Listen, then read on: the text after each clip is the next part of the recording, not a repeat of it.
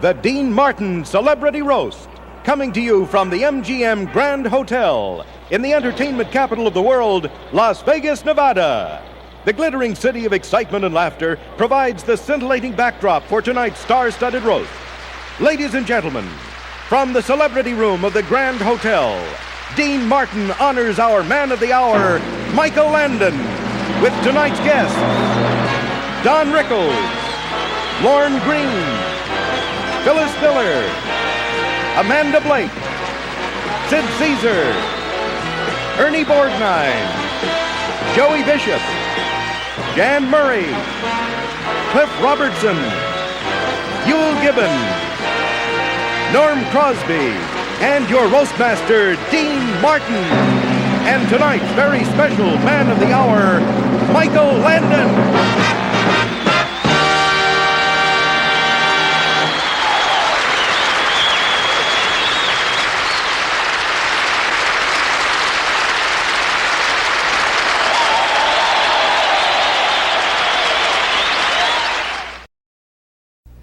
It's been said that Michael Landon is the greatest talent in television today.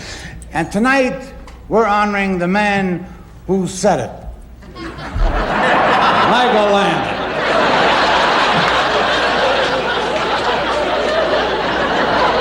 Michael was born in the East. He comes from a pioneer strain. His great-great-grandmother came out west in a covered wagon and had 27 children. And believe me, that's quite a strain on any pioneer.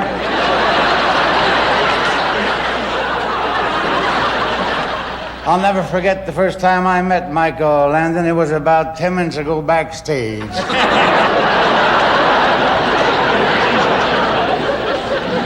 Although Michael was a superb athlete, he was never anything with the broads. He was shy.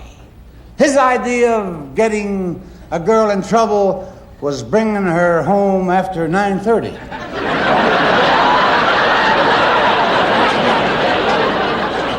Michael's taken a lot of kidding about living on the Ponderosa with 3 other men.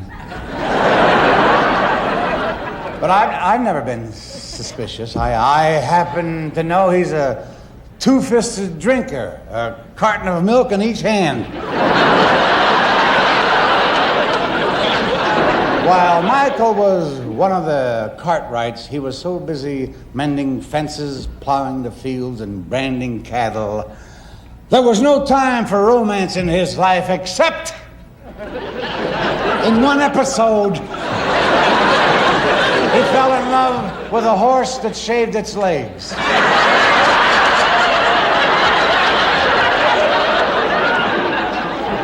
You know, we all owe a lot to Mike. He's done so much for the West. He put Tucson on the map, El Paso, San Antonio, Santa Fe. But I'm laying 8-5. He can't do anything for Pasadena. Even when his father gave him a new sports car for graduation, it didn't help. I'll tell you that. Michael's the only guy that ever took a girl for a ride in a Triumph and came back a failure.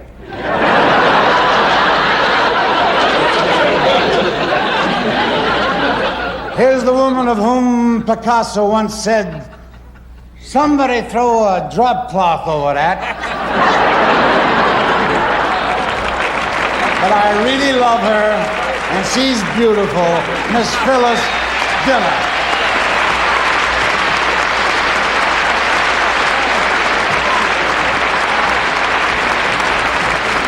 Thank you, Dean. You better be... I get to sit down. And you better behave yourself. Oh, I will, honey. Or I'll come up to your room later without my makeup.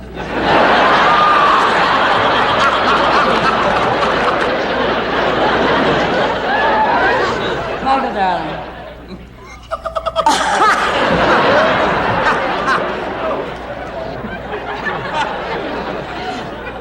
We've never met, but I think I'm carrying your child.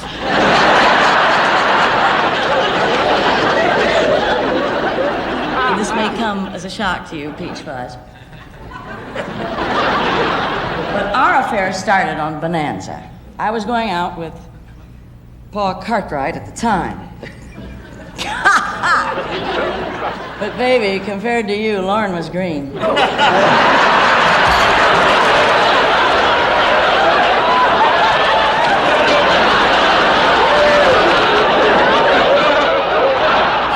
you what, your looks always presented a problem because I get uptight trying to make it with a guy who's prettier than I am.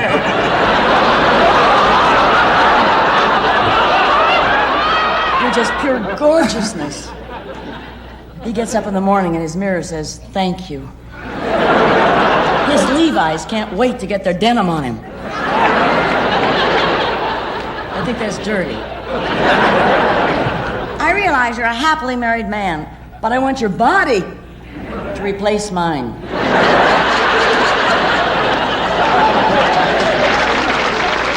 Mike, I hope you don't mind me playing hard to get like this.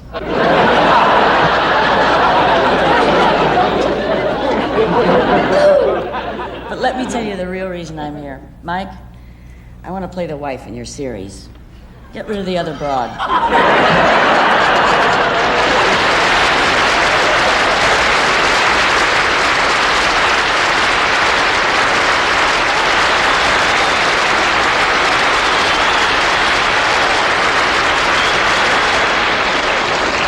Ladies and gentlemen, real fine actor and that great guy, Mr. Ernest Borgnine.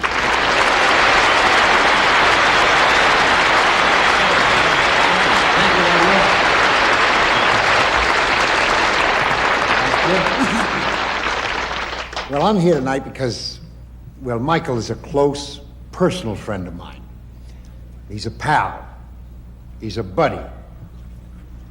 And he's a punk.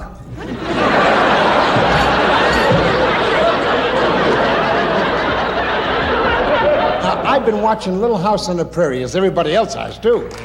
How wholesome shows like his are making bad guys an endangered species. You know, I stood in the unemployment line yesterday with Howard Cosell, Don Rickles, and Martin Borman.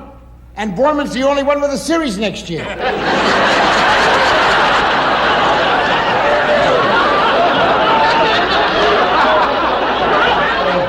Let's face it, if you're doing a Western, you need heavies. Guys like me, buddy. Because in the Wild Bunch, I remember I burnt down half the town, killed 237 guys. And as I rode out of town, I stuck my tongue out at a kid.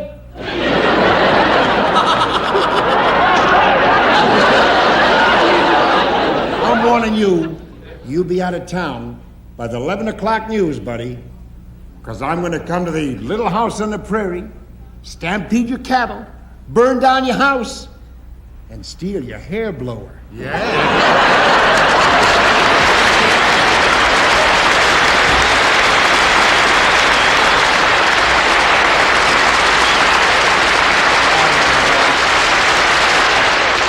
Ladies and gentlemen, Mr. Joey Bishop.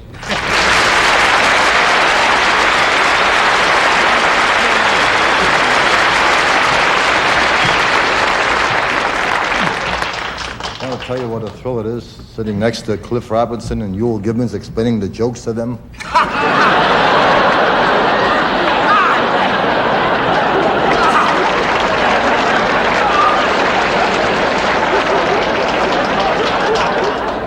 I want to sit down quickly before he eats my chair. I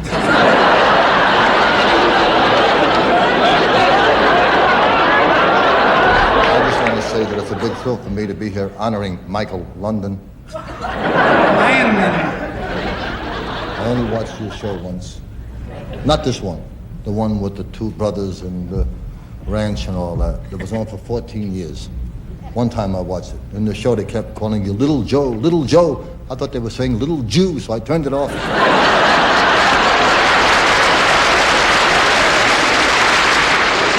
wish to apologize to you for the 14 years. I didn't watch the show when you were doing Bonanza. Bonanza. Okay, Bonanza. What's the difference? I only watched it once in 14 years. I remember also you had two brothers, right? Horse and Adam. Correct? I also have two brothers, Moish and Hesh. Now, if you're going to do a series about real life, you should have done it about me and my two brothers. It wasn't the West, it was the South. South Philadelphia. That was struggling. How we struggled. What do you know about struggling with the Ponderosa? In your series, you each had your own bed. My two brothers and I slept in the same bed. I didn't get to sleep alone till I got married.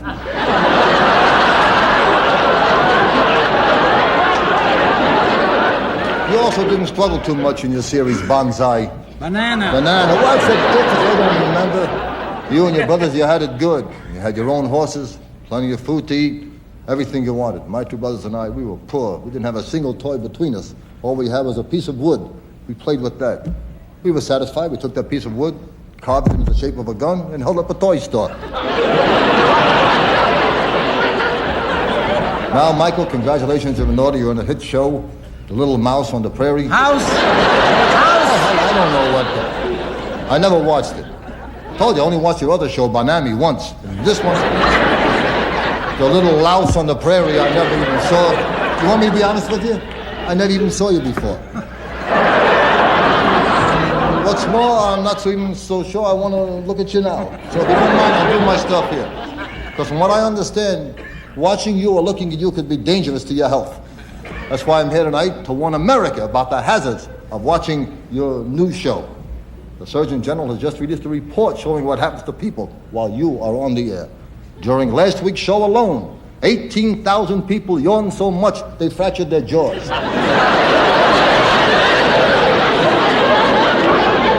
I say this to you, Michael, in all sincerity. For the health and safety of all of us Americans, get the hell off the TV.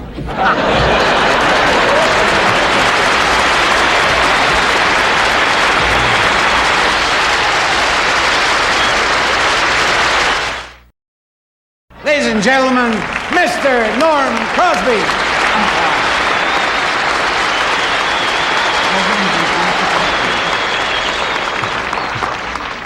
Thank you, Drunkie.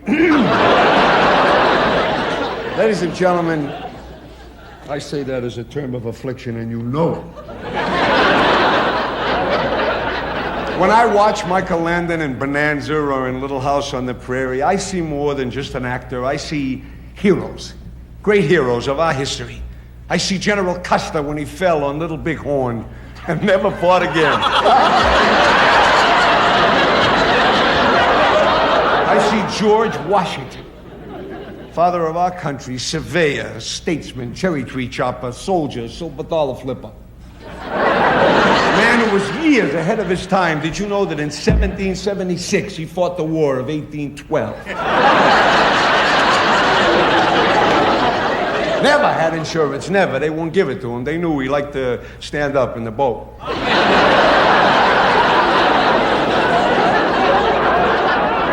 The characters portrayed by Mike Landon were men of the soil. Pioneer folk who were stagnant and virile and circumvented. And thought only of faith, progress, residuals, and reruns. And how badly we need men like that today. Times of political misconstruction, of deflation and recession, our young people, our youths need a little Joe Cartwright they can raise to a pinochle. They need it. I do not believe all this talk about recession and depression. I think it's an ugly rumor just started by a lot of people that are out of work.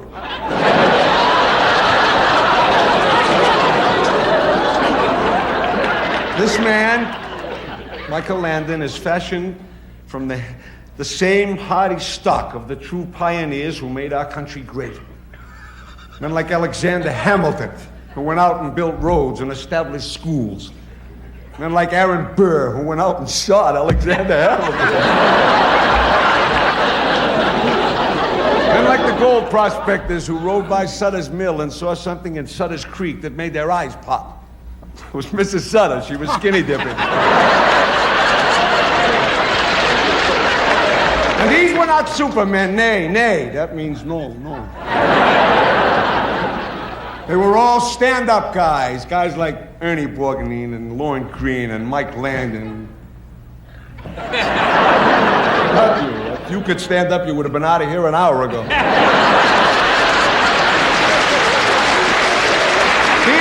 things I see when I look at this man.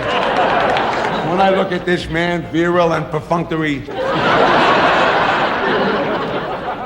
It is only fitting that we honor Michael Landon tonight, a man who portrays the very essence of basic depth and crotchality. It was demonstrated by our forefathers and our foremothers and every one of them, guys. God bless you.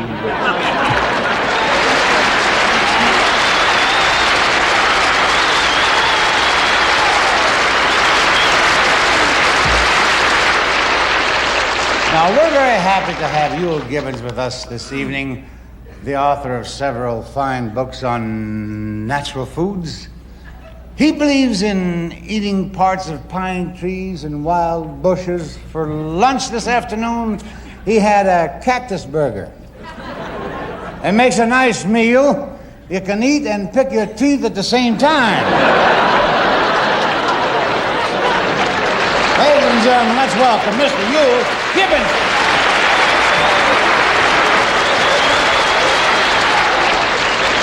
I know it may seem a little incongruous for a man of the wilderness, such as myself, to be here in Las Vegas at the MGM Grand with somebody like Dean Martin.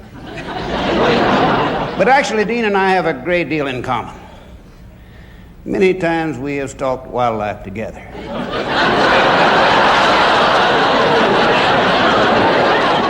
I'm here to give Michael some fundamental tips on surviving life on the prairie. I know a lot about this subject, having spent about 40 years surviving in the wilderness and living off the land. I've often been asked why I started doing that, why I spent 40 years wandering in the woods. The answer is really simple. One day I left the house to pick up a pizza and I got lost.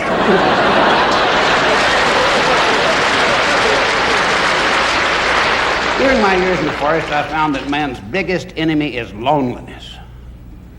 But there are many ways to combat it.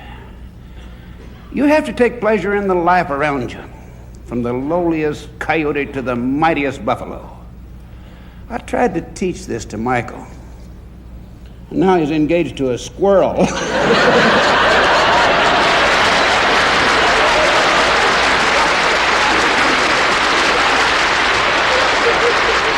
The MGM Studios recently signed one of Hollywood's greatest film producers to prepare a motion picture that will star Michael Landon, and with us this evening is the producer, ladies and gentlemen, one of America's great filmmakers of Western classics, Mr. John Whitestone.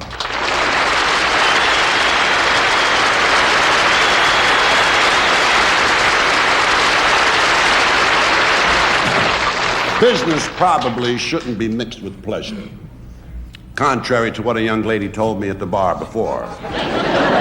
But this picture we're doing is a must for you. I just can't see anyone else doing it. It's a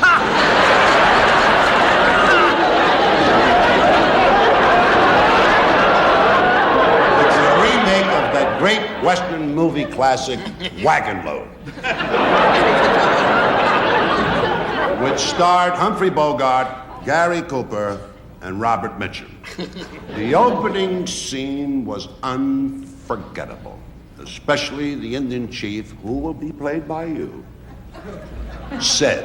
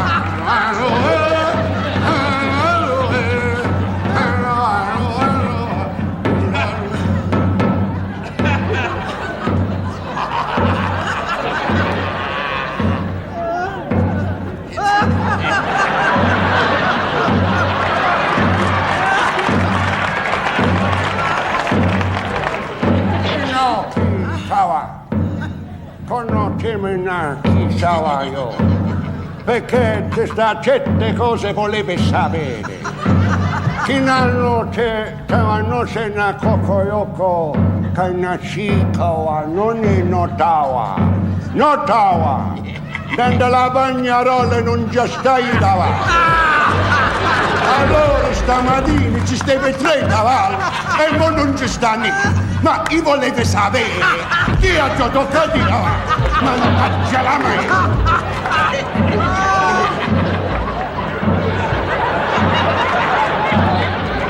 There's no towels in the men's room.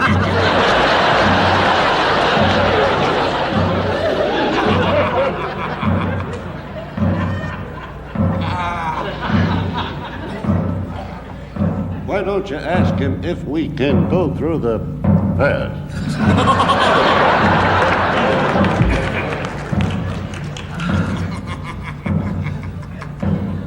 Why don't you ask him when we get to smoke the pipe?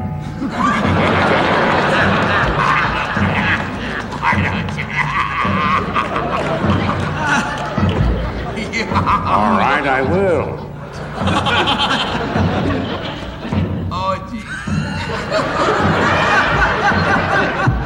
Anakasui Kanaksa, Saki, one of the Hirakawa, Kentucky, Kentucky.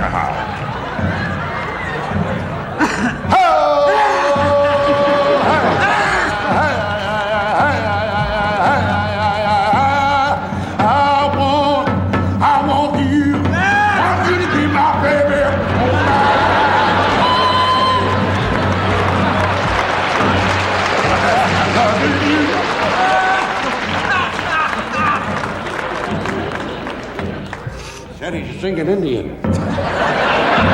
Eddie's the best singer in all Muscalero territory. Ain't that wild?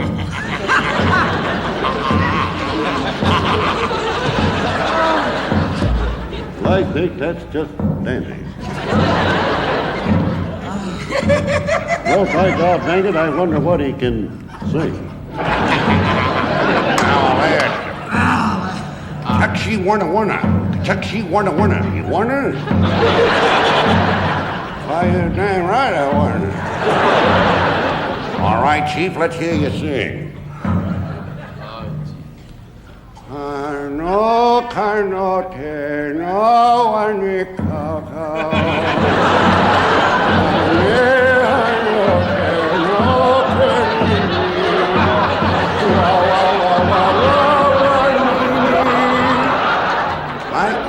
That's the kind of a picture it is. Class all the way. And this should clinch it. We're doing it in Italy. A spaghetti western. And all the tribes will be there. Vermicelli, Percitelli, Linguine, Fusilli, all of them. We're calling it the Godfeather.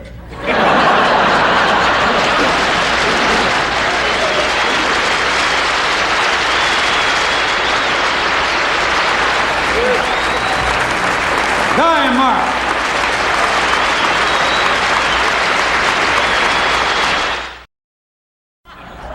My best friend, and a wonderful comedian, and a good guy, Mr. Jen Murray.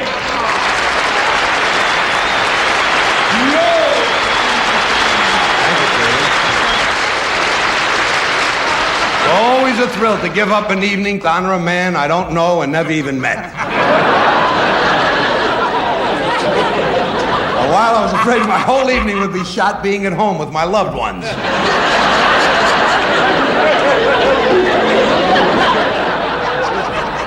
But this might easily be the biggest moment of my life, because standing up here on this dais with Dean Martin, the wino, on one side of me, and Michael Landon, the milk drinker, on the other side of me, while he's fermenting, he's curdling.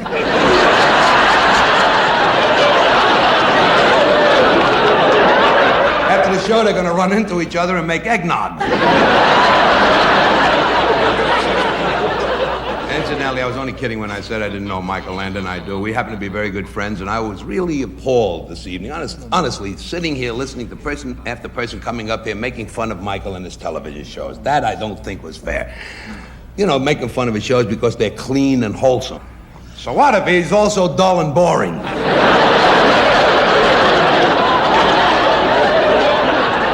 Don't forget, this is a man of whom Pat Boone once said, "Keep this square away from me." This man who is so innocent. The other day, a musician gave him some grass, and he tried to build a tennis court on it.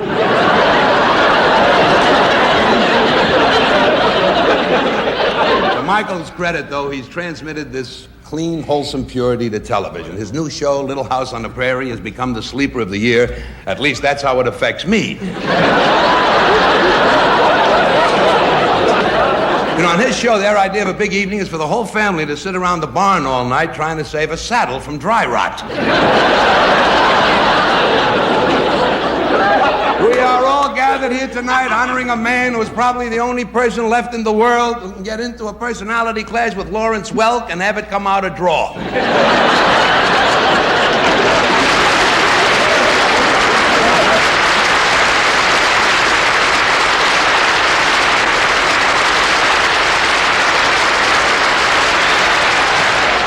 Ladies and gentlemen, an excellent actor, Academy Award winner, Mr.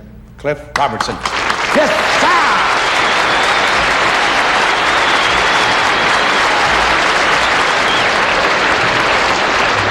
Thank you, Dean. Not many people know this, but Dean was NBC's first choice to lead the Ingalls family to their little house on the prairie.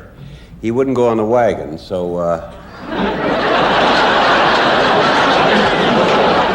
I know you try to be authentic, Mike, but a kid from New Jersey can't really know about pioneer life.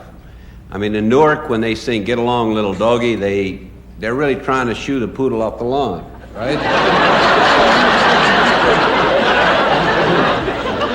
I'm no expert, but I happen to be from a family of cattle ranchers, and maybe that's why I spot certain things on your show that give you away as a city boy.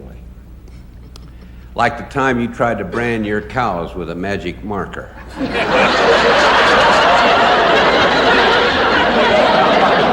that unforgettable time your daughters asked you, "Daddy, what'll you do if we're attacked by Indians?" And you told them, "Don't worry, I'll make them marry you."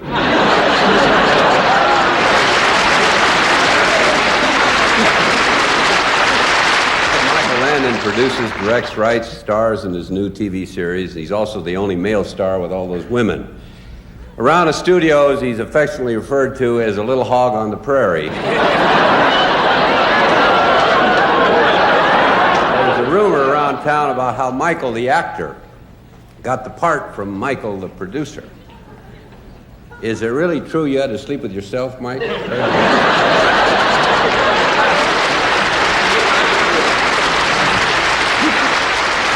Mr. Cliff Robertson, ladies and gentlemen.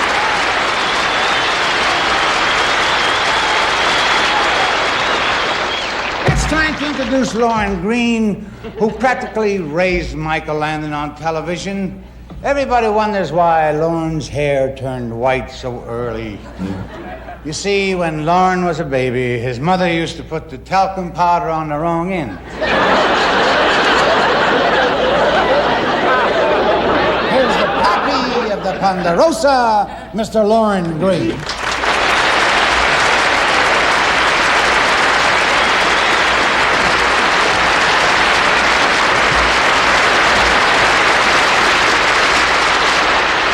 But, ladies and gentlemen, and Don Rickles,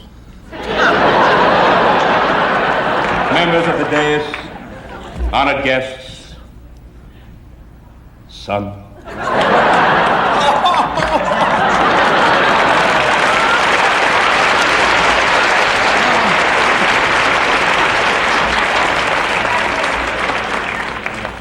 Very sentimental. I like to say, sit up straight. Keep your hands off the table and put the cigarettes away. And put on your shoes. Mike's a little excited tonight. There's no school tomorrow.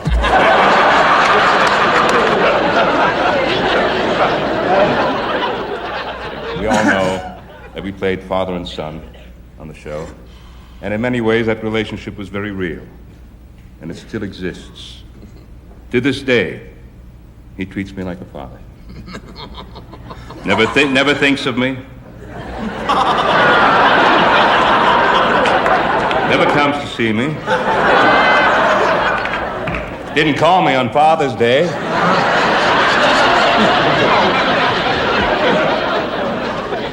I remember when I first met Mike, I was sitting and talking to Pernell Roberts, who played my oldest son, who calls every week. And they brought in this shy, awkward kid who didn't know what he wanted to do. And look at him. Actor, writer, producer, director. Still doesn't know what he wants to do.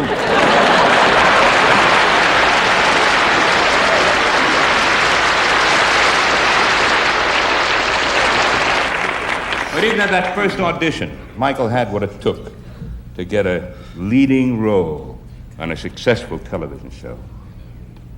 Photographs of the producer coming out of a motel in Tijuana.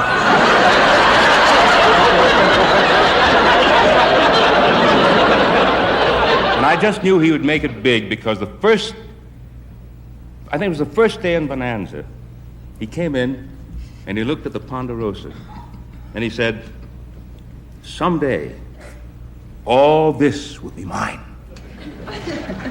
And then he loosened the brakes on my car.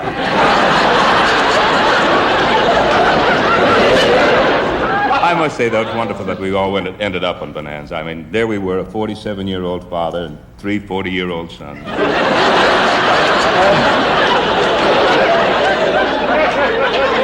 The boys are all fine young men. I mean, I did my best for them. I did everything I could. They didn't fight. They didn't drink. They didn't smoke. They didn't go out with girls. Where did I go wrong?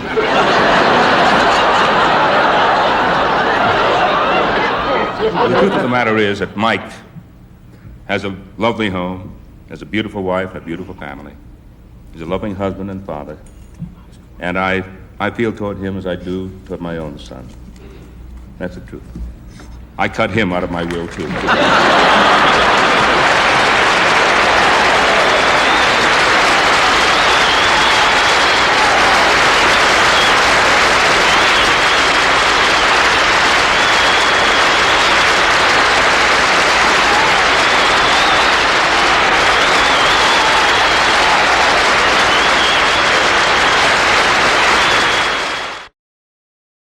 You know, Michael Landon is growing in stature as an actor all the time.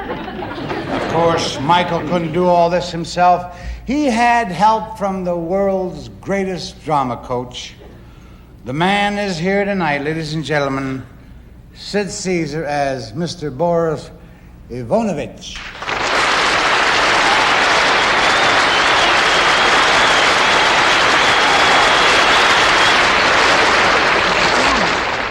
Was there one special thing you had to teach Michael about acting? No, I wouldn't say no. One special thing? No. Everything.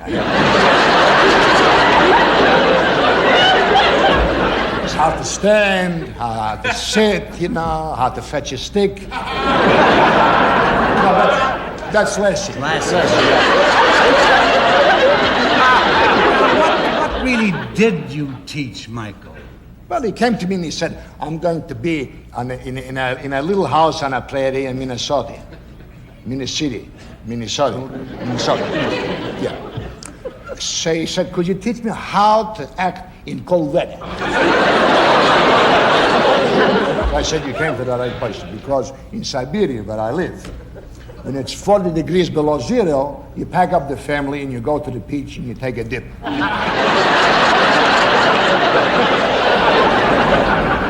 But when it gets to 100, 110 below zero, then you gotta put on a t-shirt. If you don't put on a t-shirt, you're gonna get cold there. 110 below zero, that's cold. When you say the words, they stay there.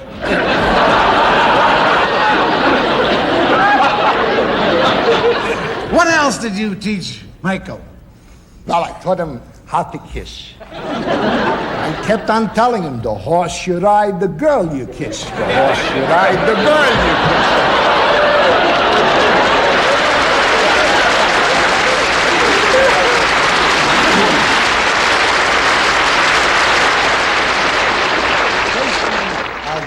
tonight is Amanda Blake, a red-headed beauty who captured your hearts for many years in the role of Miss Kitty, the owner of the Long Branch Saloon on Gunsmoke. She's spent more time leaning on a bar than I have, I'll tell you that. Ladies and gentlemen, the lovely Miss Amanda Blake.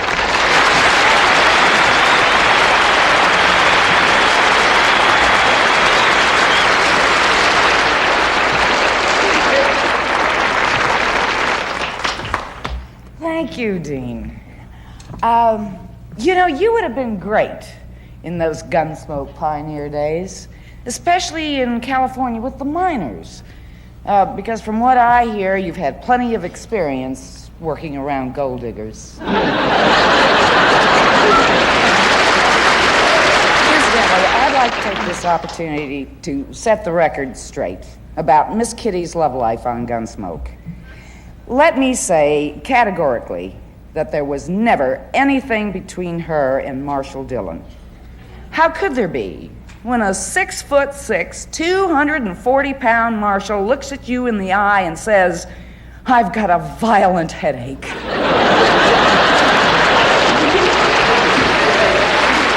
However, her friendship with Chester was another matter. Why do you think he was limping all those years?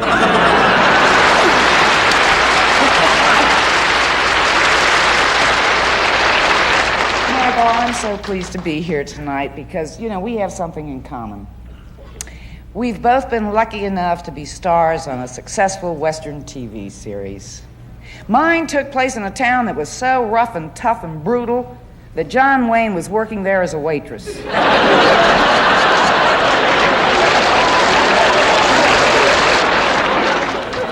Now, on the other hand, Bonanza was a more gentle type show about a father and his sons and their vast empire of millions of acres of cattle and wheat and oil. You were called the Cartwrights, but to those of us who knew you better, we called you the Rockefellers.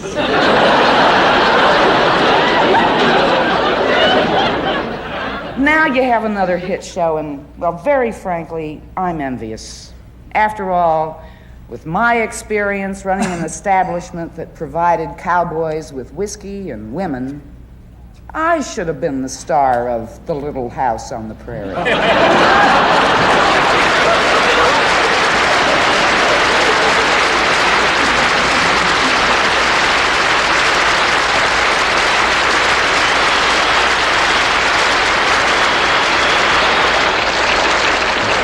Ladies and gentlemen, Mr. Victor Sen Young, better known to all you Bonanza fans as Hup Sing.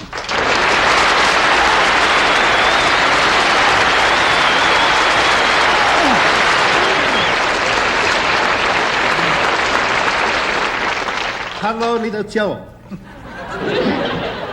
Hey, you look good.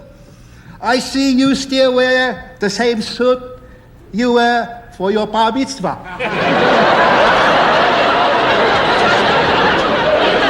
When you and Mr. Ben coming back to the Ponderosa,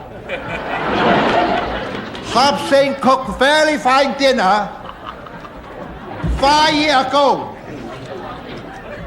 Nor can keep dinner warm much longer.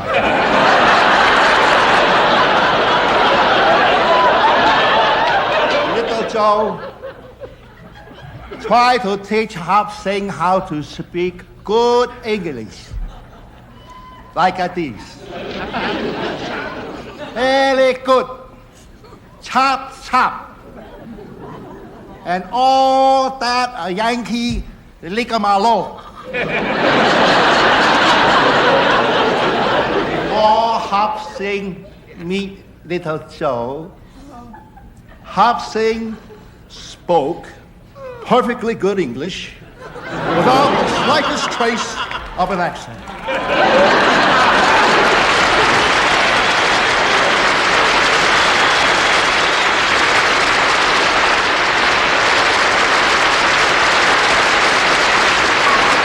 America's sweetheart, Mr. Don Rico.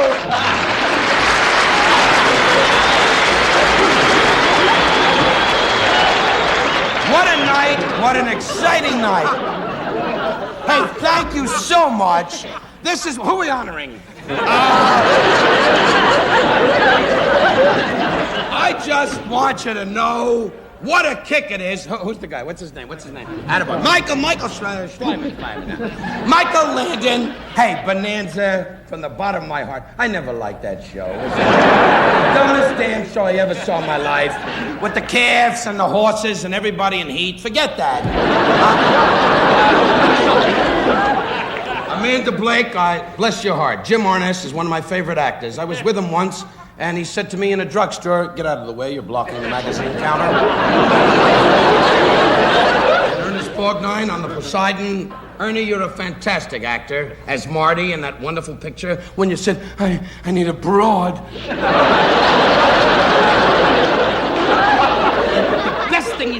The best thing he did. What was that picture he did? Marcy. No, the other picture, you dumb. The one with Frank. Frank, our idol. Oh, Frank Marty. Frank Marty, right. From here to eternity. When he said to Frank Sinatra, one of the great Italians, he said, "Now you're gonna get yours. You're going in the stockade." And Frank was an actor. And beautiful Frank said, "Is this just for the movie?"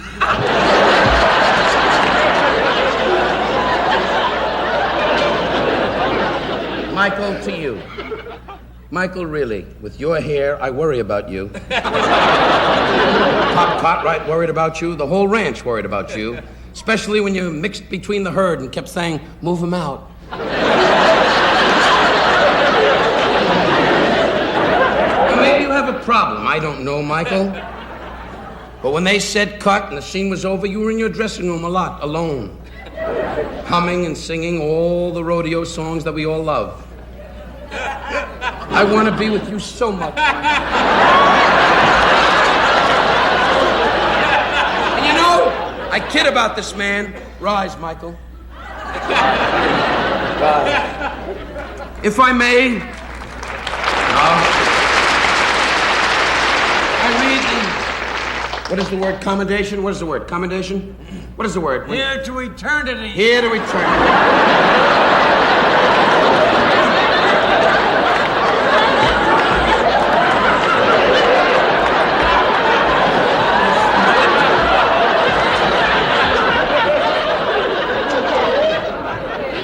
To the greatest cowboy star of our time, the award for riding the bronc. And later on, we're going to put a bell on your nose and let you run through the room.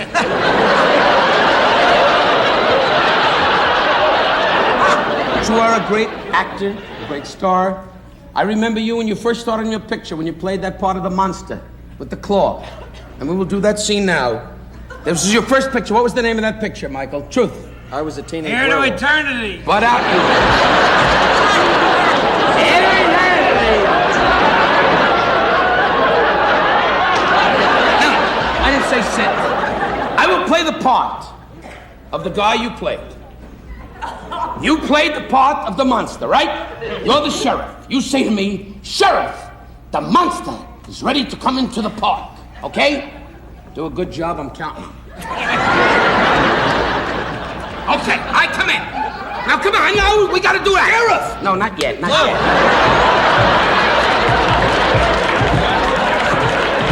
Okay. Now take off your coat, it looks too formal. Take off your coat. You gotta do this good. Lon, come here. Come here, Lon. You're the director. Stand on the chair, Okay, Lon, you're the director. Cut. All right, you stop.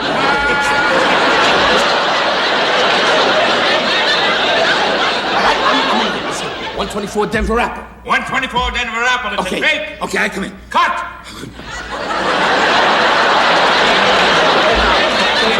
Look, you're a smart guy. Come here. 124 Denver Apple. Print.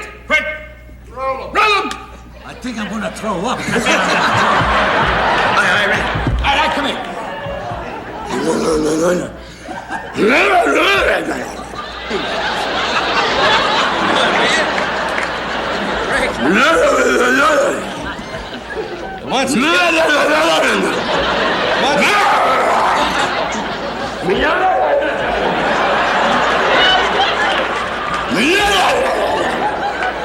Master's a little lonely.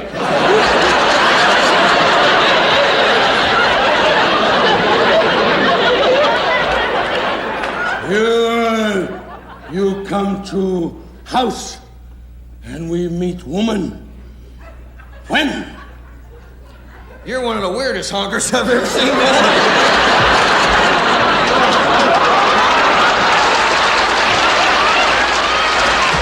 Give him a nice hand. He's a beautiful man.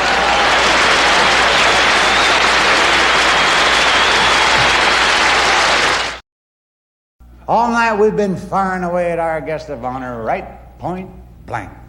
But he gets the last shot.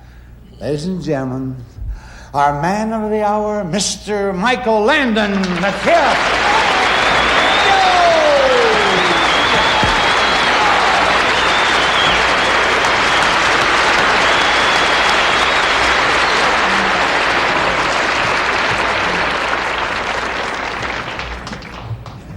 Thank you very much. This has been a very unusual evening for me, to say the least. I'm a little nervous being up here. I'm not a comedian. I'm not used to getting laughs. And I can see that none of you are either.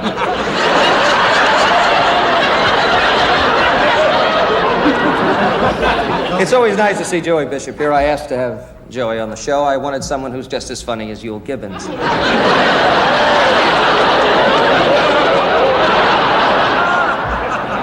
Why weren't you? And Amanda Blake. Amanda, it's very nice seeing you here, even though I did ask for Barbara Stanwyck.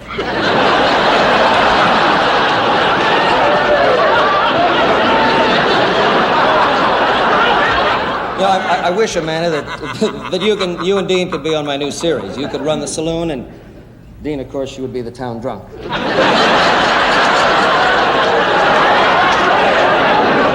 So Dean's got so many grapes in him, he's being picketed by Cesar Chavez. There's another Bonanza alumnus here, of course, our Chinese cook, Victor Sen Young. I want Victor to know you might have gotten a little more laughs, but you didn't listen to me. I told you, don't use the jokes in column A. It's the one thing I liked about having the whole Cartwright family together. With 4 Cartwrights, you get egg roll and wonton and plum. Now, and Jan Murray, your credit to the name Murray. Funnier than Catherine, but not as funny as Arthur.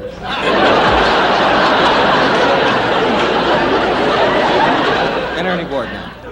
Ernie, I saw you in the Poseidon Adventure. And I want you to know, when that ship went down, I think your monologue should have gone down with it. Ernie and I just finished working together. He's a very dear friend of mine. I'm very happy you came, Ernie, because we had 3 empty seats. It was nice to see my good friend Cliff Robertson. Cliff is a man of many, many talents, and none of which were evident tonight.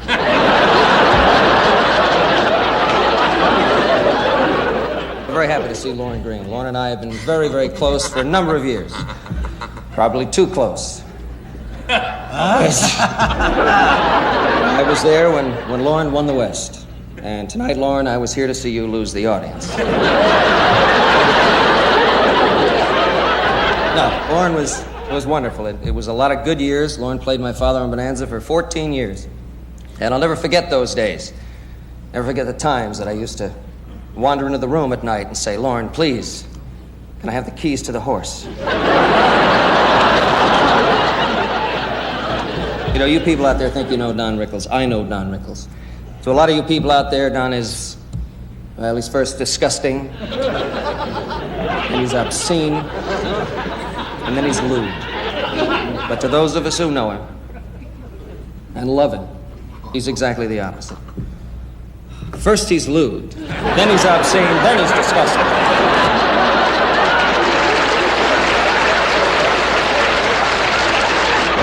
Seriously, this has been a fun evening. You're all of you up here on the dais, very big talents. But the fact that you're all big in television doesn't really mean that much to me. Let's face it, television is an invention where you're entertained in your living room by people you wouldn't have in your house.